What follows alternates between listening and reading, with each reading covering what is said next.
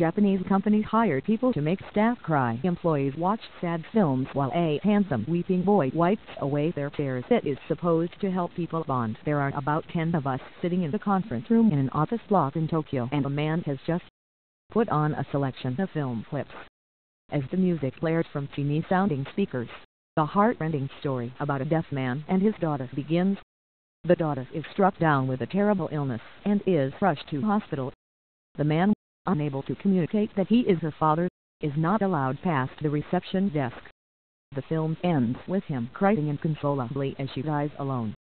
As the second film, about a fatally ill dog, starts, I hear a muffled SOB from the other side of the room.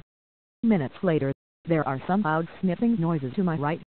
Within 15 minutes, half of the room is staring at the screen, tears streaming down their faces. The man showing the films begins to walk around and, with a large cotton handkerchief, softly wipes the tears from people's faces. He diligently refolds the handkerchief for each person to offer them a dry patch. When I started running these workshops, there were some quite awkward moments.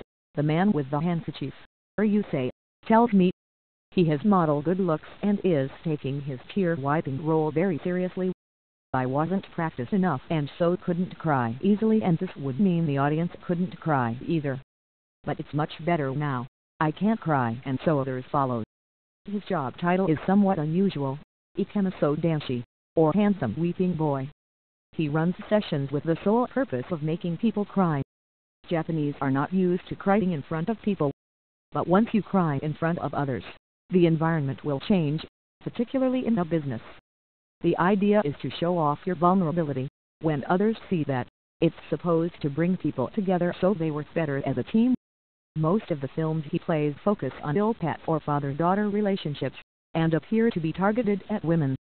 I'm told that anyone can come along, but today, all but one of the attendees are female. The sole man is the company boss who arranged the session. Companies can't choose from a selection of handsome weeping boys. One is a trained dentist who does this as a sideline, while others play the part of a gymnast, a funeral director or shoe shiner. Today's facilitator, you say, is known as a good-looking but slightly older weeping boy. The others are in their 20s while he is notching 40. In Tokyo, other companies have launched similar projects.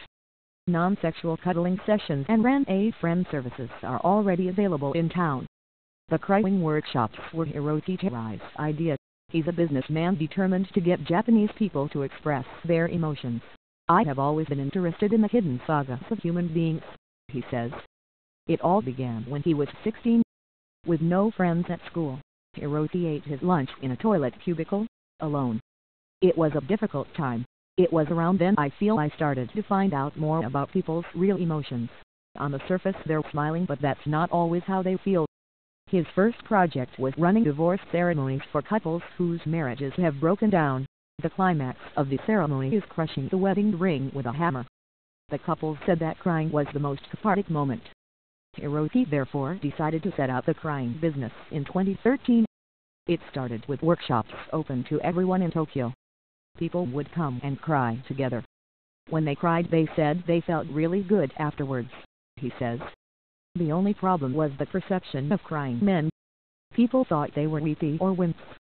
Hiroki's solution: crying workshops led by handsome men. He wanted to bring the image of crying men into the mainstream while using those men to make other people cry.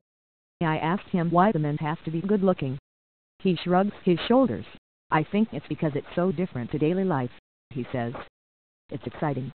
People can be surprised by their own response to the films. I thought I wouldn't cry, Terumi confesses. She's a comedian who's making a documentary about the session. But I really cried a lot. It was the clips about father and daughter that got her. My father's still alive, but I'm over 30 years old. Still now, I sometimes don't behave well towards my father, she laughs, nervously. I started to regret that. Not everyone is so moved, though. With a conspiratorial glance over her shoulder, Urias, an employee at the office, asks, is it okay to tell the truth? I assure her she can. Honestly, I'm not interested in this kind of movies. I think there were 5 or 6 movies, so many people died. I don't like it. I don't think that's moving. I was not moved. The whole premise of Hiroki's business is the idea that Japanese people don't cry enough. I wondered if this is a stereotype, but most of today's attendees seem to agree. Japanese people are not really good at expressing their emotions. Terumi tells me, people working at companies don't express their opinions or feelings too much. And it is this that drives Hiroki, the company's founder. I want Japanese people to cry, he says with real animation.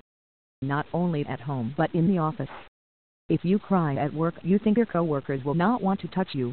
There's a really negative image. But I know that after you cry and let people see your vulnerability, you can get along even better with people, which is also good for the company. It creates a better working environment and people get along better. As I leave, I reflect on a surreal evening. Did I cry? No. However, if I had been able to focus on the films, I think I might have done. Instead, I was creeping around the back of the room trying to record crying noises for my radio report.